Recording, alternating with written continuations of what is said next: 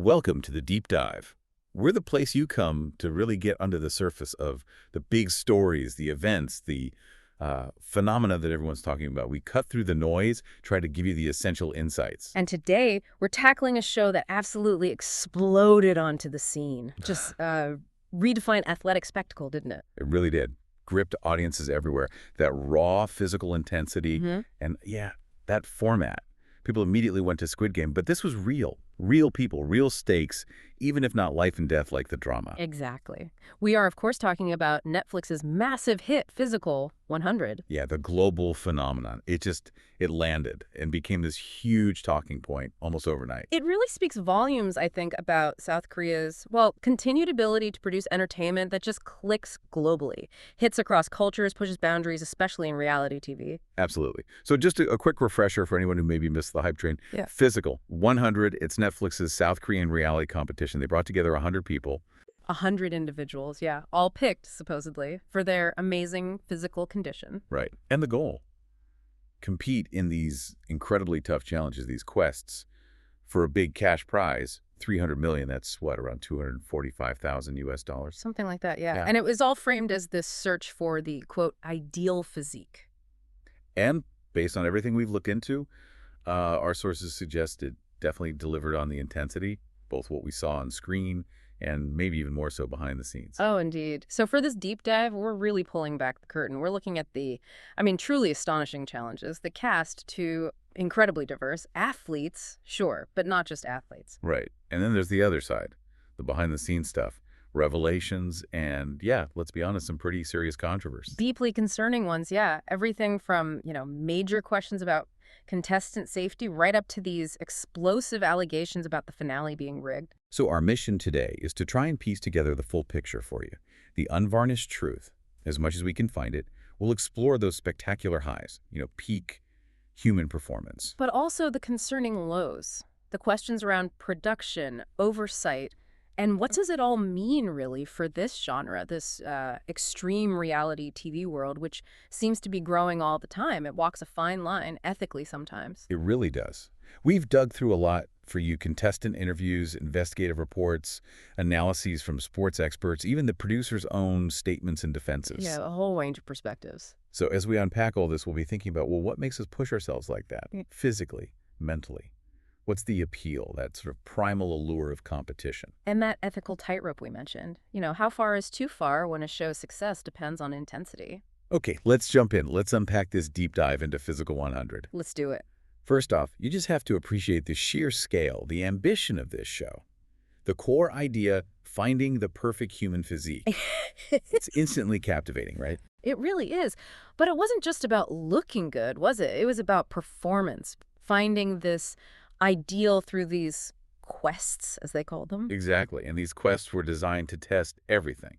Strength, obviously, but also balance, agility, pure endurance, strategy. And willpower. Maybe willpower most of all in some of those challenges. Totally. It felt like they were genuinely trying to find someone who was excellent across the board, not just, the biggest guy in the room. And the way they presented it, the scale was huge. And those visual metaphors, they were powerful, like the Hall of Torsos. Oh, yeah, that was unforgettable. Kind of chilling, actually. Right. Each contestant gets a plaster cast made of their upper body. No head, just the torso, like a statue. And then, when they're eliminated, they have to go to this hall and smash their own cast with a sledgehammer. It's such a dramatic public act, a really visceral symbol of their journey ending right there.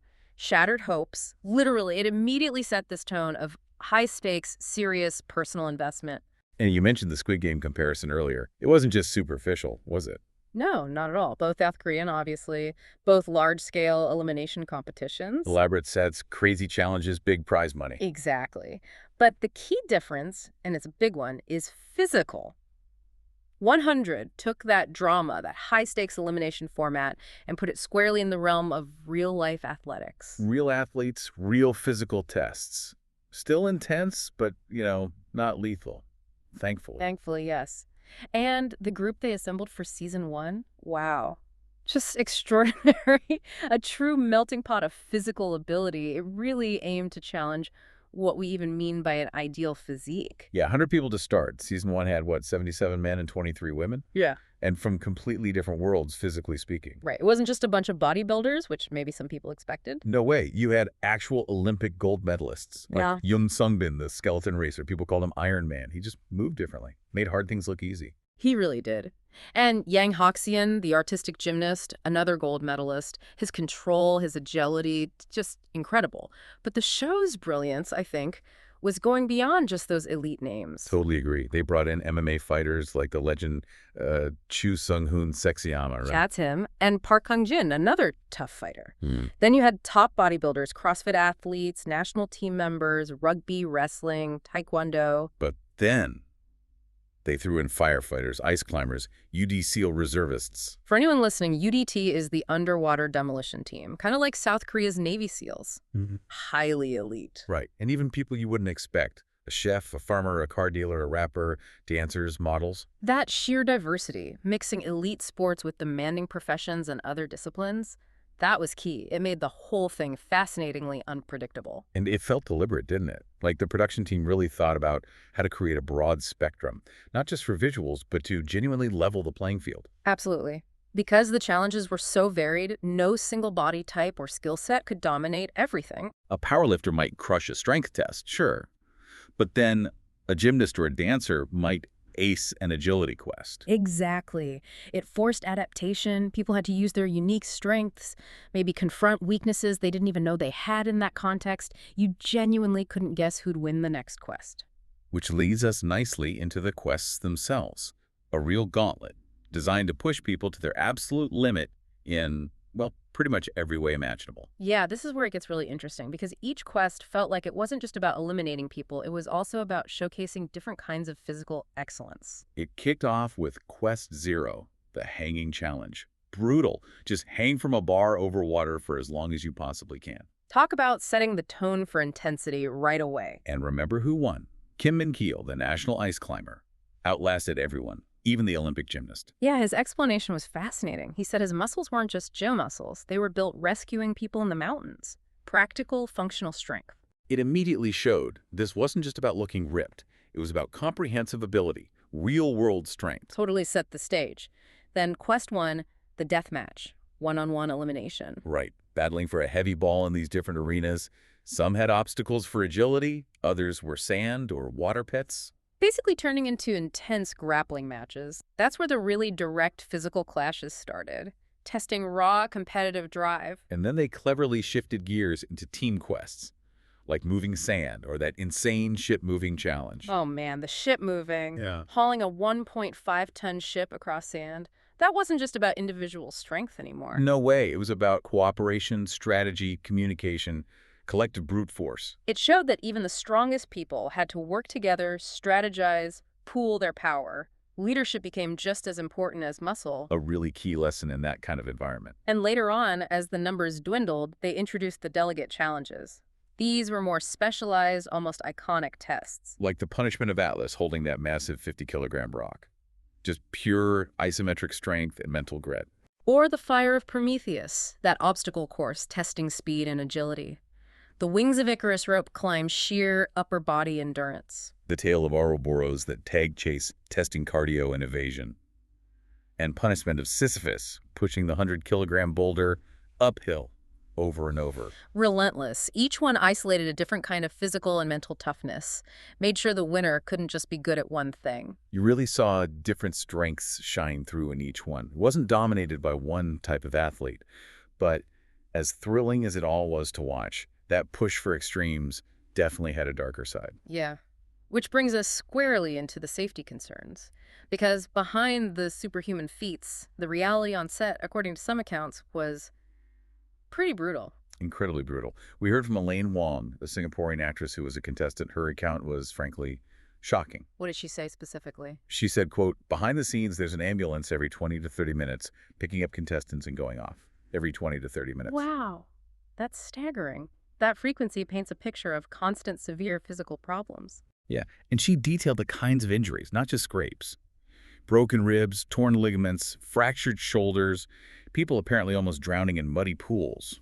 Badly chafed legs, open cuts. It sounds horrific. And remember Kim Kyung-bik, the UDT instructor?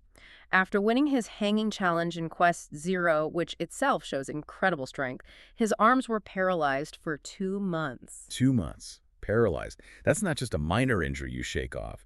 That's serious, potentially career-altering damage. It absolutely underscores the risks, and it makes you ask really hard questions about the safety protocols or maybe the lack thereof, the equipment used. Right. We heard from grappling experts, BJJ practitioners. They were watching people, many without pro grappling training, going at it intensely. Slamming into tire piles, getting rammed against pool walls on uneven, abrasive surfaces. Exactly. And these experts were asking, why weren't basic precautions taken? Grappling is risky even on padded mats with trained pros. Doing it like that, the danger level shoots way up. Yeah, the lack of shock absorption on hard surfaces, the risk of cuts and burns from abrasive ground. It's biomechanically a recipe for disaster. Critics pointed out missing gear, like no mouth guards, no knee guards. Even basic mouth guards weren't standard. You saw comments online, people saying, I kept cringing someone will break their neck on the steel grate. And that low steel fence in the sand arena for the ball game looked like it was asking for trouble. It really did seem sometimes like the spectacle, the raw intensity, was prioritized over fundamental safety. Which brings up that cultural context point, doesn't it? Someone noted, if this show were shot in the U.S., show lawyers would be going nuts. Yeah, that's a huge difference. The U.S. and many Western countries are just much more litigious. Companies get sued constantly for stuff like this. Which forces them to have layers and layers of safety measures, waivers, insurance. It's driven by liability fears. Whereas in South Korea, historically, there's been maybe less emphasis on individual lawsuits against big companies for accidents, more focus on collective responsibility, maybe? Possibly. And while Korean productions are learning NBC had issues with injuries on ISAC, the Idol Star athletics show Physical 100 felt like another level of danger. The sets, the contact, the sheer physical extremes. It's a fascinating difference in how risk is handled in entertainment. But here's the paradox. Despite all this, or maybe because of it, a lot of the audience loved the brutality. Right. People were saying they found the death matches enjoyable and exciting, comparing it to Gladiators. It's that primal thrill, maybe, that voyeuristic element. It really makes you question that line between thrilling TV and just reckless endangerment. And our role as viewers, No. Are we demanding this level of risk implicitly by watching? It's a tough ethical question. Where does the responsibility lie? It is complex, but the discussion did spark some ideas for safer alternatives, right? People suggested things online. Yeah, ideas like maybe less direct physical combat, more individual trials like strongman or CrossFit, or mixing in Ninja Warrior-style obstacles to favor agility and lighter competitors more. So people still want the challenge, the excitement, Yeah. just maybe with more thought towards keeping the contestants in one piece. Exactly. Which leads to the big question for the future of this genre.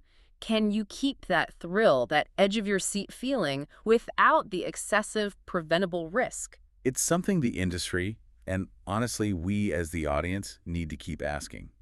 But the drama didn't stop with injuries, did it? Things got even more complicated outside the actual quest. Oh, definitely not. Just when you thought the physical toll was the main story, bam, a whole new set of controversies hit, challenging the show's fundamental fairness. And the biggest one, no question, was the allegation that the finale was rigged. Yeah, that one cut deep, because it attacked the very core idea of the show that it was a real, fair test. So the final quest, Yeah. this infinite rope-pulling challenge, it came down to Woo Jin-young, who won, and Jung Hae-min, the runner-up, who was hugely popular. They had to pull this massive rope continuously through this complex pulley system. Seemed endless. And this is where Jung Hae-min's story just blew up. He gave this incredibly detailed account of what he says happened. What was his version? He said, on the first try, he was way ahead. Huge lead. Then, Woo Jin-young complains about his machine making a squeaking noise. Okay. Producers stop filming. According to Young, they check Woo's machine, say it's fine, but then lubricate both machines and loosen the tension. Loosen the tension. That sounds significant. Right. They restart. Young takes another huge lead, then stop again, this time supposedly for an audio issue. 2 stops when he's leading. Exactly. Then Young says 5 producers basically surround him, convinced and coerced him into reshooting the whole thing a 3rd time. Coerced him. How? They suggested they'd shorten his rope to account for his lead, but he was exhausted, felt pressured. He said he agreed mainly because he didn't want hundreds of crew members to have to come back the next day. but later he doubted they actually adjusted the rope fairly. Wow. That's a heavy accusation, directly challenging the legitimacy of the win. Totally. Now, the producers and Netflix, they pushed back. Initially, they flat out denied any technical issues, said Jung didn't ask for a rematch, and even threatened legal action over baseless rumors. Strong denial. Did their story change? It evolved. Later, they released some unedited footage and gave a more detailed explanation. They claimed both machines were making excessive noise on the first try, causing safety concerns and making the footage unusable. Okay, so noise and safety, not just squeaking. And the second stop, they said, was due to the rope genuinely getting tangled on Wu's side, stopping his machine. Producer Jang Ho-ki specifically denied rigging it for anyone, saying both guys knew about the issues and agreed to continue. So conflicting accounts. Noise and tangles versus lubrication and coercion. Leaves a lot of doubt, doesn't it? It really does. But whatever the absolute truth is, Young Heyman's feelings about it were crystal clear. His statement was heartbreaking. What did he say? He said, I don't want to be won, nor do I want a rematch. I don't want Yeah. the money either. I just feel that the show was edited to make it seem like I lost in vain. That's what's hard to accept as an athlete. Oof, that hits hard. For an athlete, the integrity of the competition, how their performance is seen, that's everything. To feel it was manipulated or misrepresented, devastating. Absolutely. And this connects to the bigger picture, right? These kinds of allegations undermine the whole reality aspect of reality TV, the impact on reputations, mental health. It's huge. And there was immediate fallout. Woo Jin-young, the winner, canceled his press conference. Another contestant, Ma Sun-ho, got attacked online just for posting a video with Woo. It reminded people of that old incident with the Korean Olympic boxer Park Si-hoon back in '88. Won gold, but people thought he didn't deserve it, and the public criticism was so bad he apparently battled depression and never boxed again. A terrible parallel. Shows how deeply these perceptions of fairness can affect athletes. Yeah, and the controversies didn't stop there, right? Yeah. There were other issues with contestants' behavior outside the show. Yeah, reports surfaced about 2 unnamed contestants being investigated for allegedly assaulting or threatening girlfriends. Physical abuse claims. Police questioning. That's incredibly serious and completely contradicts that image of sportsmanship and respect the show tried to build. A real disconnect. Then there was the Kim Dae-young situation, the stuntwoman accused of bullying back in middle school. Right. She apologized for verbal stuff, but denied anything physical.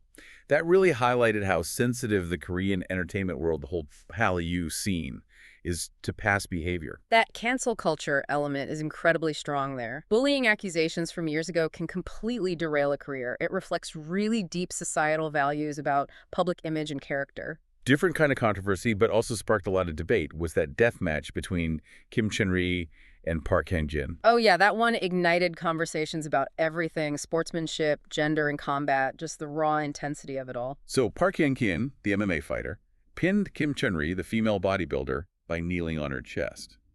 Some viewers found it disrespectful, sexist even. And his zip your lips gesture to the crowd afterwards didn't exactly help things. No, it fueled the fire. But then, Kim Chen-ri herself spoke out. What was her take? She defended him, said point blank, I didn't enter this contest as a woman, but as a competitor, so I have no regrets about the loss.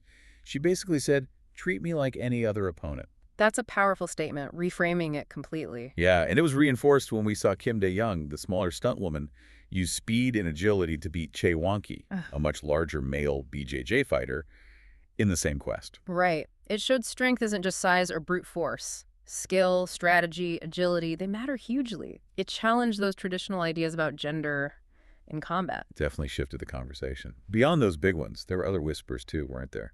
Steroid use. Yeah, lots of online chatter about how incredibly built everyone was. Speculation about performance-enhancing drugs flew around social media, though nothing official ever came of it. And then there was that lawsuit, the Ascendio thing.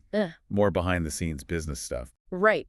A legal fight over credits and rights between production companies just highlights the complex web of money and contracts behind these huge shows. They're massive undertakings. So all these issues, safety, rigging claims, misconduct, legal battles, they paint a really complicated picture, don't they? A show that captivated millions, but also faced some serious challenges to its own image and ethics. A very contradictory picture. Yeah. Yeah.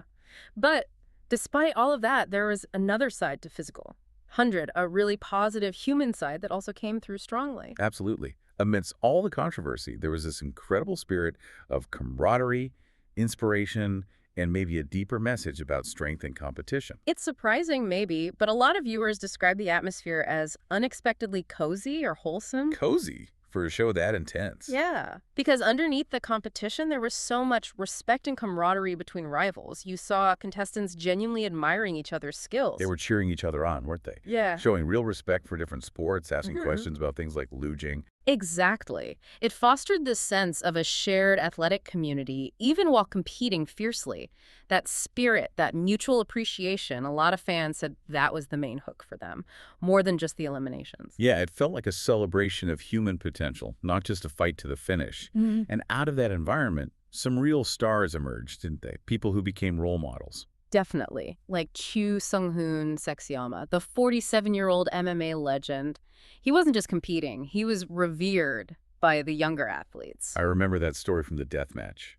Shin Dong-guk, the younger fighter, asked to spar with him first, just for the honor, before they even went for the ball. Incredible respect, and Sung-hoon's exit, so classy. Accepted the loss with grace, said something like, "It's a pity, but this is competition, that's the fun of it." Just pure sportsmanship. And Jang Eun-sul, the wrestling captain, her team was seen as the underdog, right? Totally. Deemed the weakest. But she was such a fierce, positive leader, always telling them they could make history. She became a huge fan favorite. Her spirit, her leadership, even when they lost, they went out on such a high note because of her. Showed strength isn't just muscle. Absolutely. And then there's Yun Sung Bin, Iron Man.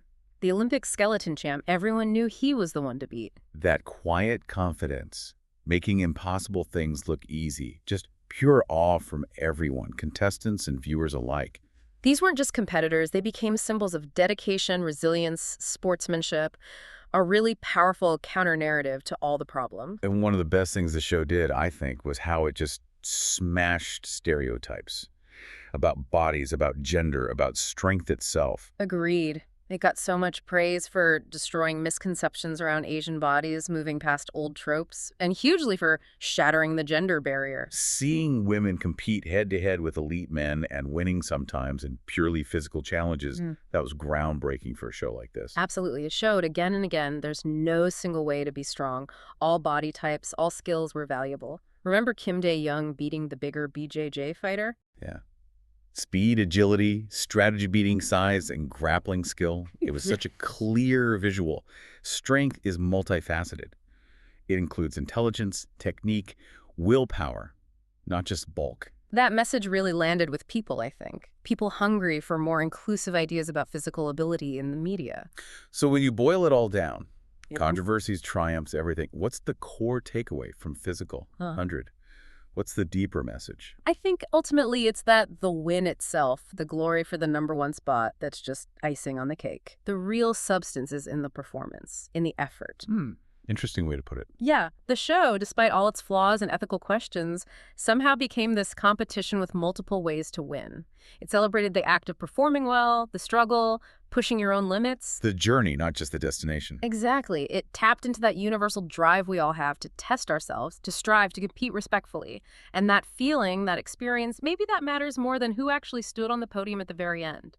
It speaks to something deeper about the human spirit. That's a really powerful thought, that the effort, the challenge itself, holds the real value. I think so. Okay, so we've really dug into Physical 100 today. A show that gave us these incredible moments of athleticism, real inspiration, genuine camaraderie. But was also deeply tangled up in serious safety issues, questions about fairness, ethical controversies, a real paradox. It perfectly highlights that complex, tricky nature of modern reality TV, doesn't it? Especially when it pushes those physical and mental boundaries. Definitely. The spectacle is amazing, the stories are compelling, but that line between entertainment and responsible production, it can get really blurry, sometimes dangerously so. Exactly. Which leaves us, the listeners, you, with a bigger question maybe. Thinking beyond just this one show, how much do we as consumers actually drive the demand for more extreme, potentially riskier entertainment without realizing it? Good question. And what's our responsibility then? Should we be asking for better safeguards, more transparency, higher ethical bars from the shows we watch? What stands out to you when you think about that balanced spectacle versus safety, reality versus manipulation in shows like Physical 100? Definitely something to chew on. Thanks for joining us for this deep dive. Until next time, keep thinking critically and keep diving deep.